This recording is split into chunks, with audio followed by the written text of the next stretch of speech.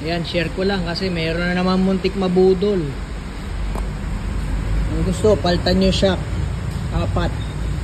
Pero ang shock niya, hindi naman sira. So sabi ko, paano naging sira? Wala namang leak. Tapos matigas naman siya iangat, saka ibaba. So para sa mga hindi nakakaalam, ito po, kitang-kita nyo may leak yan. Ayan. So visual check muna. Kahit hindi marunong, pwede nyo itong malaman. Ito tuyo. Ito basa. Tuyo ang loob. May leak, walang leak. So sa pagtingin pa lang, kahit hindi ka mekaniko, masasabi mo na ito yung sira, ito yung hindi. So bakit dalawa ang pinaltan? Unang-una po, pag isa lang ang pinaltan, madalas na-encounter natin, tabingi yung tindig. Medyo mababa yun doon sa isang luma na natira. At doon sa kabila side naman, medyo matangkad. Kasi yung strength ng shock ay hindi na pantay. Kaya madalas po, pag may budget, dalawa pinapaltan. So kung walang budget, okay lang pa isa-isa. Ganun talaga, alang ang pilitin natin. Yun nga lang, yung lakas ng shock, magkaiba din. Tapos sa visual check, yung leak, kapag sa may performance mo naman siya titignan, yung sirang shock absorber, yun yung sobrang lambot. Pag tinuunan mo yung hood ng sasakyan o kaya yung compartment, yun yung parang dinidribble na bola, yung spring na lang ang nagdadala. So kaya kung mapapansin niyo, ganun yung ginagawang pag-check ng iba, pag bibili ng sasakyan, tinutuunan na ganun yung hood para makita kung dumidribble lang ganun.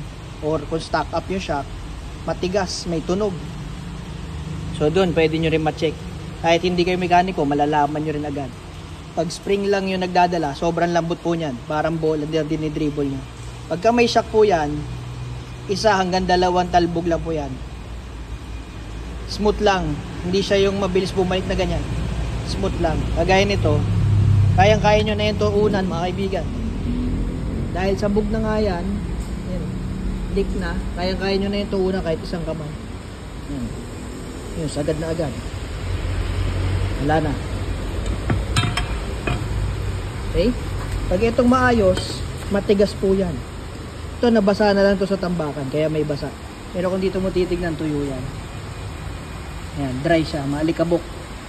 So ito, hindi mo yan kayang tuunan ng ganun, yung parang ilang segundo lang, nakasagad na. Buong katawan yan, gagamitin mo dyan. Yan, buong katawan. Yan, sakit. Buong katawan. Hindi mo siya maibabagsak. Tapos kung napansin mo, dahan-dahan bumabalik. Dahan-dahan. Pero kapag fluid type, dalawang klase. Gas type, fluid type. Kapag gas type, mabilis talaga yan bumalik. Yun yung gas type. Pag fluid type, hindi po talaga yan nabalik. Yung spring ang magdadala dyan paangat ulit. So bakit daw hindi bumabalik, sabi nung isa? Sira na daw yun. Hindi po. Iba-iba po ang shock. Ayan. Ayan. May gas type, may fluid type. So eto, hindi siya perfect na perfect. Kaya medyo mabagal na rin bumalik. Pero hindi siya kasing sabog nito. Ayan, kanina ko pa tinuunan. Pansin nyo, hindi na nakabalik sa taas. Ayan. Ayan. So yun po, visual checking. Saka sa performance, pwede nyo daanin sa pagtuon sa sasakyan. Kasi bago kalasin, makikita nyo na yan. Alam ng mekaniko yan. Bago ninyo papaltan. Kasi mahal din po ang shock. Ayun, kita nyo kaiba nung dalawang tinuunan natin. Ito kanina pa yan. Sa simula pala ng video, tinuunan na natin.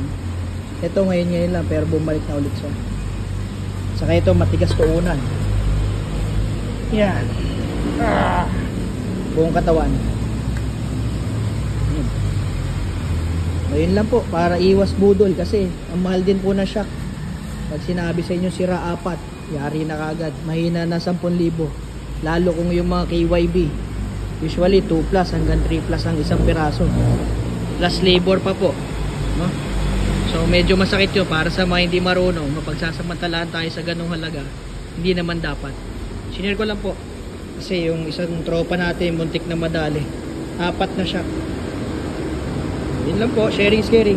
Share mo lang, libre yan, marami tayong matutulungan. Bye bye.